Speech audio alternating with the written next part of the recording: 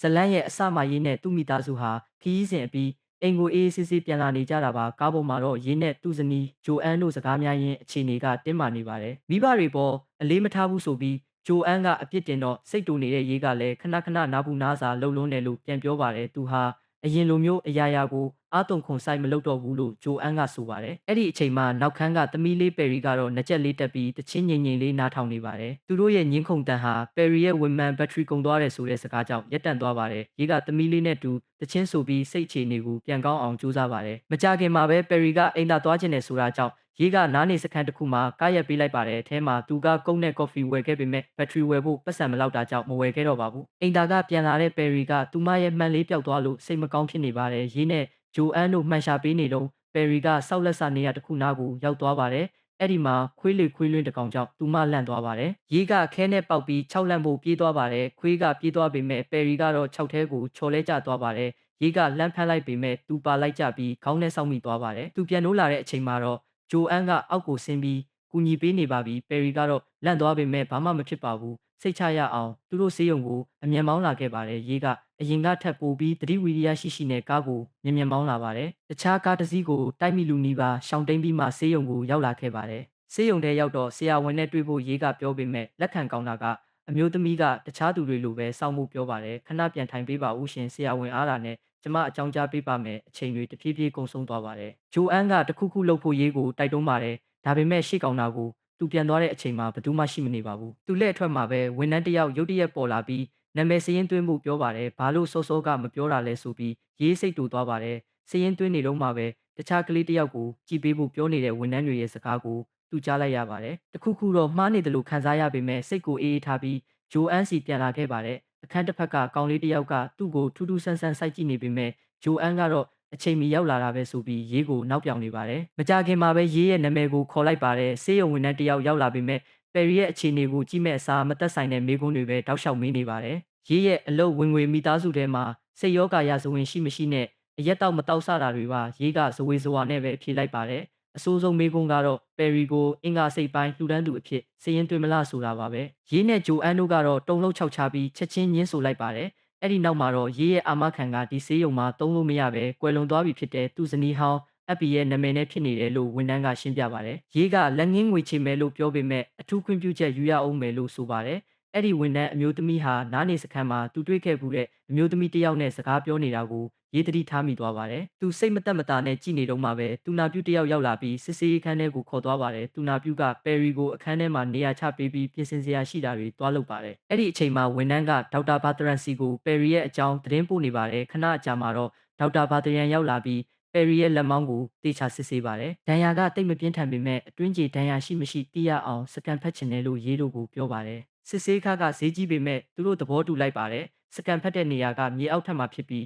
းကန့်တက်နယ်မြေဖြစ်နေတာကြောင့်ဂျိုအန်တယောက်ပဲပယ်ရီနဲ့အတူလိုက်ခွင့်ရပါတယ်။ရေးကတော့စောက်ဆိုင်ခန်းမှာပဲကြံခဲ့ပါတယ်။သူထိုင်နေရင်းကနေအနားရသွားပြီးအိပ်ပျော်သွားပါတယ်။ရေးပြန်နိုးလာတဲ့အချိန်မှာတော့နာရီပေါင်းများစွာကြာသွားခဲ့ပါပြီ။သူ့ရဲ့နဖူးမှာလည်းပတ်တီးတစ်ခုအုပ်ထားတာကိုတွေ့လိုက်ရပါတော့တယ်။ဇဝေဇဝါနဲ့စိုးရိမ်တကြီးဖြစ်နေတဲ့ရေးဟာသူ့ဇနီးနဲ့သမီးကိုတွေ့ခွင့်ရဖို့ဝန်ထမ်းတွေကိုမေးပါတယ်။ဒါပေမဲ့လက်ခံကောင်းတာကအမျိုးသမီးကရုပ်ရှင်ကြည့်နေတာမို့အာယုံမလာပဲခဏဆောင်ဦးလို့ပဲပြောပါတယ်အချိန်တွေကုန်ဆုံးသွားပြန်ပါတယ်လူနာဆောင်ခန်းထဲကတခြားမျိုးသမီးတယောက်ရဲ့ညှဉ်းညူတန်းကိုရေးကြားလိုက်ရပါတယ်ဒီဆေးရုံရဲ့စနစ်ကအရန်နှိမ့်လွန်းလို့ကုသမှုမခံရခင်တေးတောင်တေးနိုင်တယ်လို့သူမကဆိုပါတယ်အဲ့ဒီစကားကသူ့ကောင်းနဲ့ဆွဲသွားပါတယ်သူ့ကောင်းတာကိုထပ်သွားတဲ့အခါမှာတော့ဝန်ထမ်းကသူ့နာမည်ကိုပဲစစ်ဆေးပါတယ်ပယ်ရီနာမည်နဲ့ဘာမှတ်တမ်းမှမရှိပါဘူးရေးရဲ့စိုးရိမ်စိတ်ကပိုတိုးလာပါတယ်ဒေါက်တာဘာတရန်ကိုမေးပေးဖို့ဒါမှမဟုတ်စကန်ဖတ်တဲ့အခန်းကိုဖုံးဆက်ပေးဖို့သူအတင်းအကျပ်တောင်းဆိုပါတယ်ဝန်ထမ်းကဖုံးဆက်လိုက်ပေမဲ့တစ်ဖက်ကလူနဲ့နောက်ပြောင်နေပြီးမှဒါနဲ့ကလေးမလေးတယောက်အကြောင်းမေးမလို့စကန်ဖတ်ဖို့တက်သွားတယ်လေလို့နောက်ဆုံးမှမေးပါတယ်ရေးကတော့အဆောက်အဦအပြင်မှာစီထားတဲ့အဝါရောင်အိတ်တွေကိုကြည့်ပြီးပိုတန်တရားဝင်လာပါတယ်ဝန်ထမ်းကဖုံးချလိုက်ပြီးအဲ့ဒီနေ့ကအသက်62နှစ်အရွယ်အမျိုးသမီးတယောက်ကိုပဲစကန်ဖတ်ခဲ့တာလို့အေးအေးဆေးဆေးပြောချင်ပါတယ်ရေးကတော့ဒေါသတကြီးနဲ့ပယ်ရီကိုစစ်ဆေးခဲ့တဲ့အရေးပေါ်ခန်းထဲပြေးဝင်သွားပါတယ်ဒါပေမဲ့အဲ့ဒီခုတင်ပေါ်မှာတခြားလူနာတယောက်ကိုပဲတွေ့လိုက်ရပါတယ်။စူညံတန်ကြောင့်လုံခြုံရေးတွေနဲ့ဆရာဝန်တွေရောက်လာပါတယ်။ရေးကဒေါက်တာလူကာဒိုကိုသူ့မိသားစုစကန်ဖတ်ပြီးကလေးကပျောက်နေတဲ့အကြောင်းအေးအေးဆေးဆေးရှင်းပြပါတယ်။ဒေါက်တာလူကာဒိုကလူနာစည်ရင်းကိုစစ်ဆေးပေမဲ့ ဂျိုအန်နဲ့ပယ်ရီတို့ရဲ့မှတ်တမ်းကိုမတွေ့ပါဘူး။အဲ့ဒီအချိန်မှာပဲမနက်ကရေးတွေ့ခဲ့တဲ့တူနာပြုတယောက်ရောက်လာပြီးရေးဟာတယောက်တည်းလာတာဖြစ်ကြောင်းဦးကောင်းတန်ရအတွက်ကုသမှုခံယူခဲ့တာဖြစ်ပြီးဘယ်သူမှပါမလာဘူးလို့ပြောဆိုလိုက်ပါတယ်။ရေးကပိုပြီးဒေါသထွက်လာတဲ့အတွက်လုံခြုံရေးတွေကအင်အားသုံးနှိမ်နင်းပါတယ်သူ့ကိုစပရေးနဲ့ဖြန်ဆေးထိုးပြီးအခန်းတစ်ခုထဲမှာပိတ်လောင်ထားလိုက်ပါတယ်။ရေးဟာဆေးရှိန်ကြောင့်မူးဝေနေပေမဲ့အရှုံးမပေးပါဘူး။ဆေးရုံကတစ်ခုခုကိုဖုံးကွယ်ထားတယ်လို့သူယုံကြည်နေပါတယ်။အနာကဗီရိုထဲမှာအရီနယ်လင်ဆေးပြုံတွေကိုတွေ့တော့တစ်ခုကိုယူပြီးဆေးရှင်ပြအောင်ကိုပါကိုပြန်ထိုးလိုက်ပါတယ်။သူပြန်လဲသတိကောင်းလာပြီးအခန်းထဲကနေထွက်ပြေးခဲ့ပါတယ်။လုံခြုံရေးတွေကလိုက်လံဖမ်းဆီးပေမဲ့သူကတော့အပြင်ကိုရောက်အောင်ထွက်နိုင်ခဲ့ပါတယ်။ကားပါကင်မှာဖြတ်သွားတဲ့ရဲကားတစ်စီးကိုသူတားလိုက်ပါတယ်။သူ့မိသားစုပျောက်ဆုံးသွားပုံနဲ့ဆေးရုံကသူ့ကိုဘလို့နှုတ်ပိတ်ဖို့ကြိုးစားခဲ့ပုံတွေကိုရဲတွေကိုရှင်းပြပါတယ်။ရဲတွေကသူ့စကားကိုအလေးထားပြီးစုံစမ်းစစ်ဆေးဖို့သဘောတူပါတယ်။ဆေးရုံထဲမှာဝန်ထမ်းတွေကိုစစ်မေးတဲ့အခါဒေါက်တာလူကာဒိုကသူနာပြုပြောသလိုပဲရေးတယောက်တည်းလာတာပါလို့ထပ်ပြောပါတယ်။ဒေါက်တာဘာတရန်နဲ့တွေ့ဖို့ရဲကတောင်းဆိုတော့သူကဆေးရုံကထွက်သွားပြီလို့သိရပါတယ်။ Gate ကိုဖုံးဆက်လိုက်စကန်ဖတ်တဲ့အခန်းကဘယ်မှာလဲလို့သူတို့မေးမြန်းပါတယ်။စကန်ဖတ်တဲ့အခန်းကိုကြည့်ကျင်တယ်လို့ပြောတဲ့အခါရေးမှတ်မိနေတဲ့မြေအောက်ထပ်မှာမဟုတ်ပဲတတိယထပ်မှာရှိတာပါလို့အပြောခံရပါတယ်။တခုခုတော့မှားနေပြီးသူ့မိသားစုကိုအပေါ်ထပ်မဟုတ်ပဲမြေအောက်ထပ်ကိုခေါ်သွားတာပါလို့ရေးကခိုင်မာပြောပါတယ်။အဲ့ဒီအချိန်မှာပဲဒေါက်တာဘာတရန်ပြန်ရောက်လာပါတယ်။ပယ်ရီပြောခဲ့တဲ့စကားတွေဂျိုအန်ပါဝတ်ထားလဲဆိုတဲ့အချက်လက်တွေကိုပြောပြပြီးရေးကသူ့ကိုသတိပေးဖို့ကြိုးစားပါတယ်။ဒါပေမဲ့ဒေါက်တာဘာတရန်ကတော့ရေးတယောက်တည်းလာတာပါလို့ပဲအေးအေးဆေးဆေးညင်းဆိုပါတယ်။ရေးဟာမတော်တဆဖြစ်ပြီးခေါင်းတန်ရာရခဲ့တာဖြစ်ကြောင်းသူ့မိမအပီကိုစောင့်နေတယ်လို့ပြောခဲ့ကြောင်းဆိုပါတယ်။ရေးကတော့အာမခံမှတ်တမ်းကိုအသုံးချပြီးသူ့ကိုစိတ်မနှံ့သူဖြစ်အောင်ဆရာဝန်ကနာမည်မားကိုတမင်သုံးနေတာမှန်းသိလိုက်ပါတယ်။ဂျိုအန်နဲ့ပယ်ရီတို့ရဲ့ဓာတ်ပုံကိုရဲတွေကိုပြပြီးဆရာဝန်ကလိန်နေတာလို့ရေးပြောပါတယ်။ဓာတ်ပုံကိုမြင်တော့ရဲတွေကရေးကိုယုံကြည်လာပြီး CCTV မှတ်တမ်းကိုကြည့်ဖို့တောင်းဆိုပါတယ်။မှတ်တမ်းတွေရောက်လာတဲ့အခါမှာတော့ဗီဒီယိုထဲမှာရေးတယောက်တည်းကိုပဲတွေ့ရပါတယ်။ဂျိုအန်လည်းမပါပယ်ရီလည်းမရှိပါဘူး။စောင့်ဆိုင်ခန်းထဲမှာတောင်ရေးဟာတယောက်တည်းစကားပြောပြီးလှုပ်ရှားနေတာကိုတွေ့ရပါတယ်။အရေးပေါ်ခန်းကဗီဒီယိုကိုကြည့်ဖို့တောင်းဆိုတဲ့အခါမှာတော့လူနာတွေရဲ့ပုံကိုယ်ရေးလုံခြုံမှုအတွက်အဲ့ဒီနေရာမှာကင်မရာမရှိဘူးလို့စေယုံကပြောပါတယ်။ခိုင်လုံတဲ့သက်သေမရှိပဲရဲတွေကလည်းဘာမှဆက်လုပ်ပေးလို့မရတော့ပါဘူး။ရေးဟာမြင့်တက်သွားပြီးစဉ်းစားကန်းဝင်ပါတယ်။အဲ့ဒီနောက်မှာတော့သူတို့အရင်ကခဏရက်ခဲ့တဲ့စီဆိုင်ကိုသူတတိယသွားပါတော့တယ်။စီဆိုင်ကငွေကင်ကတက်သေးဖြစ်နိုင်တာကြောင့်ရဲတွေကသူမကိုလိုက်ရှာဖို့သဘောတူလိုက်ပါတယ်။ရေးကတော့မျောလင်းချက်အပြည့်နဲ့အရေးပေါ်ခန်းကိုပြန်သွားချိန်မှာတွေးဆွနေတဲ့ပယ်ရီရဲ့အဝါရောင်ပူဝါလေးကိုရှာတွေ့ခဲ့ပါတယ်။ဒါဟာတက်သေးပဲလို့သူယူဆပေမဲ့ဒေါက်တာဘာတရန်ကတော့ဒါဟာရေးရဲ့ပူဝါသာဖြစ်ပြီးဒဏ်ရာရှိန်ကြောင့်ရေးစဝေစွာဖြစ်နေတာလို့အေးအေးဆေးဆေးတုံ့ပြန်ပါတယ်။အဲ့ဒီအချိန်မှာပဲစိတ်ပညာရှင်ဒေါက်တာဂျေကော့ရောက်လာပါတယ်။သူမကရေးကိုစစ်ဆေးဖို့တခြားအခန်းတစ်ခုကိုခေါ်သွားပါတယ်။ဒေါက်တာဂျေကော့စ်ကရေးရဲ့ဆေးမှတ်တမ်းထဲမှာပါတဲ့ရင်တိုင်းမှုအကြောင်းနဲ့အရက်ဆွဲမှုတဲ့ရာဇဝင်ကိုအေးအေးဆေးဆေးထုတ်ပြောပါတယ်။အပီတေဆုံးခဲ့တဲ့အဲ့ဒီမတော်တဆမှုဖြစ်ပြီးကတည်းကသူအရက်ဖြတ်ထားတာ10နှစ်ရှိပြီလို့ရေးကပြန်ရှင်းပြပါတယ်။ဒါပေမဲ့ဒေါက်တာဂျေကော့စ်ကတော့အရက်ဆွဲခဲ့တာကြောင့်စိတ်ပိုင်းဆိုင်ရာပြိုလဲပြီးခုလိုစိတ်ကူးယဉ်မှုတွေဖြစ်နေတာလားလို့မေးခွန်းထုတ်ပါတယ်။ရေးကတော့ညင်းဆိုပါတယ်။ဒါပေမဲ့သူမကအတင်းအကျပ်မလုပ်ပါဘူး။အဲ့ဒီအစားသူမကိုယ်တိုင်ထပ်မံစုံစမ်းစစ်ဆေးပေးမယ်လို့ကန့်လန့်ပြီးနားနေစခန်းကိုပြန်သွားဖို့အကြံပြုပါတယ်။ဂျိုအန်နဲ့ပယ်ရီတို့အဲ့ဒီမှာတခုခုဖြစ်ခဲ့တာဖြစ်နိုင်တယ်လို့သူမကဆိုပါတယ်။ရှင်ဘာရီတွေးနေတာလဲသမီးလေးဒဏ်ရာရခဲ့တဲ့နေရာကိုပြန်သွားကြည့်ဖို့ကျမအကြံပေးခြင်းနဲ့သူတို့အဲ့ဒီမှာရှိနေသေးတာမျိုးဖြစ်နိုင်တယ်လေ။ရဲအဖွဲ့ဟာသူတို့နဲ့အတူနားနေစခန်းကိုလိုက်လာပါတယ်။အဲ့ဒီမှာရဲခွေးတွေနဲ့ရှာဖွေတဲ့အခါပယ်ရီရဲ့ပျက်စီးနေတဲ့မှန်လေးနဲ့နှင်းတွေအောက်ကတွေးကွက်တစ်ခုကိုခွေးကအနံ့ခံမိပါတယ်။အဲ့ဒီမှာတင်ရဲတွေရဲ့အမြင်ကပြောင်းလဲသွားပါတယ်။ရေးရဲ့စကားကိုမယုံကြည်တော့ပဲဒေါက်တာဂျေကော့စ်ကဖြစ်ပျက်ခဲ့သမျှကိုပြန်ပြောပြဖို့ရေးကိုညင်သာစွာတောင်းဆိုပါတယ်။ရေးကအသေးစိတ်ပြန်ရှင်းပြပါတယ်။ဂျိုအန်နဲ့စကားများခဲ့ပုံပယ်ရီ6ထဲကျသွားပုံနဲ့သူမကိုကယ်ဖို့ကြိုးစားရင်သူခေါင်းနဲ့ဆောင်းမိပုံတွေကိုပြောပြပါတယ်။ဒါပေမဲ့ဒေါက်တာဂျေကော့စ်ကလက်မခံပါဘူး။ပယ်ရီကို6ထဲတွန်းချလိုက်တာရေးကိုယ်တိုင်ဖြစ်နိုင်ကြောင်းနဲ့လွန်ခဲ့တဲ့နှစ်ပေါင်းများစွာက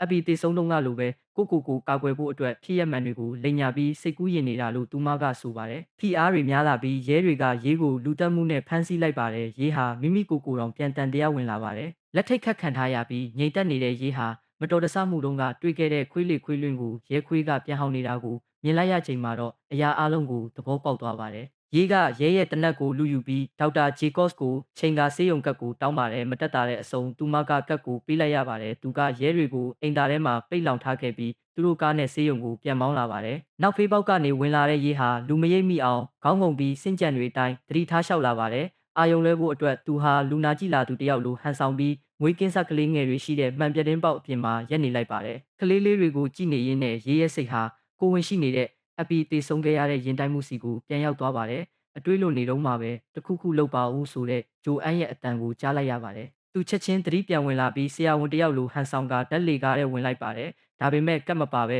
ဓာတ်လေကားကမရွေ့ပါဘူး။အဲ့ဒီအချိန်မှာပဲလုံခြုံရေးဝန်ထမ်းတယောက်ရောက်လာပါတယ်။ဓာတ်လေကားတကားပြန်ပွင့်လာချိန်မှာတော့ရေးကလုံခြုံရေးကိုတနက်နဲ့ချိန်ပြီးအထဲကိုဆွဲသွင်းလိုက်ပါတယ်။ရုံးရင်ဆန်ခတ်ဖြစ်ပြီးရေးကလုံခြုံရေးဝန်ထမ်းသတိလစ်သွားတဲ့အထိညှစ်ထားလိုက်ပါတယ်။အသက်ကိုပြင်းပြင်းရှူရင်းလုံခြုံရေးရဲ့ကတ်ကိုယူပြီးဓာတ်လေကားထဲကထွက်ကမြေအောက်ထက်ကိုတန်းသွားပါတော့တယ်။မြေအောက်ထပ်မှာတော့ဆေးရုံရဲ့ကွယ်ရာကအမှန်တရားတွေကိုရေးမြင်လိုက်ရပါတယ်။နာပြုတွေဟာလူအင်ကာစိတ်ပိုင်းတွေထည့်ထားတဲ့တစ်တာတွေကိုတွန်းလဲနဲ့တည်နေကြပါတယ်။အနားမှာလည်းဘိုက်ဖောက်ထားတဲ့အလောင်းတွေကိုမြင်လိုက်ရပါတယ်။ဒါဟာတရားဝင်ရဲ့လားသူမသိပေမဲ့တခုခုတော့မှားနေပြီဆိုတာသူ့အသိစိတ်ကအော်ဟစ်နေပါတယ်။သူထိတ်လန့်သွားပြီးတနက်ကိုကြစ်ကြစ်ပါအောင်စုပ်ကန်ကခွဲစိတ်ခန်းတစ်ခုထဲပြေးဝင်သွားပါတယ်။အဲ့ဒီမှာခွဲစိတ်ဖို့ပြင်နေတာပယ်ရီဖြစ်နေပါတယ်။အနားမှာဂျိုအန်ကလည်းဆေးရှိန်နဲ့သတိမိနေပါတယ်။ဒေါက်တာလူကာဒိုနဲ့သူ့ကိုထူးဆန်းတဲ့မေးခွန်းတွေမေးခဲ့တဲ့ဝန်ထမ်းတွေလည်းအဲ့ဒီမှာရှိနေပါတယ်သူတို့တွေကတယောက်ထွက်ပြေးဖို့ကြိုးစားတော့ရေးကပြစ်လိုက်ရမှာလူကိုမထိပဲ gas pipe ကိုထိသွားပါတယ်အရာအလုံးရုပ်ရုပ်တဲတဲဖြစ်ကုန်ပါတယ်ဆရာဝန်ကသူ့ကိုဆေးထိုးအပ်နဲ့ထိုးပြီးနှိမ်နှင်းဖို့ကြိုးစားပေမဲ့ရေးကပြန်တွန်းလှန်ပြီးထပ်ပစ်လိုက်ပါတယ်အဲ့ဒီကြည်စံကယိုစိတ်နေတဲ့ gas တွေကိုထိမှန်ပြီးအခန်းထဲမှာပောက်ကွဲမှုကြီးဖြစ်သွားပါတယ်ရေးဟာမိတောက်တွေကြားကနေဂျိုအန်နဲ့ပယ်ရီကိုဆွဲထုတ်ပြီးအပြင်ကိုခေါ်လာပါတယ်လမ်းမှာတားသမျှလူကိုလည်းပစ်တက်ခဲ့ပါတယ်နောက်ဆုံးတော့သူအဆောက်အဦအပြင်ကိုလွတ်အောင်ထွက်နိုင်ခဲ့ပါတယ်။သူတို့ကိုကားပေါ်တင်ပြီးလမ်းမပေါ်ကိုအရှိန်နဲ့မောင်းထွက်လာပါတယ်။နောက်ကြီးမှန်ကနေတဆင့်ရေးကဂျိုအန်ကိုစကလန့်ပြောနေပါတယ်။ဒါပေမဲ့နောက်ခန်းမှာဂျိုအန်လည်းမရှိပယ်ရီလည်းမရှိပါဘူး။တွေးဆွနေတဲ့ကောင်လေးတစ်ယောက်သာရှိနေတာပါ။အဲ့ဒီကောင်လေးကဆေးရုံကတကယ်လူနာတစ်ယောက်ပါတကယ်အမှန်တရားကတော့အဲ့ဒီနေ့မနက်ကနားနေစခန်းမှာပယ်ရီ6ထဲကျသွားပြီးနောက်ရေးဟာခေါင်းကိုပြင်းပြင်းထန်ထန်စောက်မိသွားခဲ့တာပါစိတ်ကြောင်ကြမ်းဖြစ်နေတဲ့အခြေအနေမှာသူကဂျိုအန်ကိုတိုက်ခိုက်ခဲ့ပါတယ်သူမရဲ့ခေါင်းဟာတန်ချောင်းနဲ့စောက်မိပြီးချက်ချင်းတည်ဆုံသွားခဲ့ပါတယ်ပယ်ရီလည်းမလွတ်ခဲ့ပါဘူးရေးဟာသူတို့ရဲ့အလောင်းတွေကိုကားနောက်ဖုံးနဲ့ထည့်ခဲ့ပေမဲ့သူ့စိတ်ကအမှန်တရားကိုလက်မခံနိုင်ခဲ့ပါဘူးဒါကြောင့်သူ့စိတ်ကဖြစ်ရမှန်ကိုပြောင်းလဲပြီးကြေကွဲစရာအဖြစ်အပျက်ကိုကစရေးခီးစဉ်တစ်ခုအဖြစ်ပြန်လည်ဖန်တီးလိုက်တာပါဆေးရုံကသူ့မိသားစုကိုခိုးယူသွားတာမဟုတ်ပဲသူ့ရဲ့စိတ်တရားကသာခိုးယူသွားခဲ့တာပါဒါပေမဲ့ရေးကတော့ဒါတွေကိုမသိပါဘူးသူဟာချစ်ရသူတွေကိုကယ်တင်နိုင်ခဲ့ပြီလို့ယုံကြည်ရင်းနေထွက်ရာလမ်းမထက်မှာကားကိုမောင်းနေရင်ဇလန်းဟာအဆုံးသတ်သွားပါတယ်အားလုံးကိုကျေးဇူးတင်ပါတယ်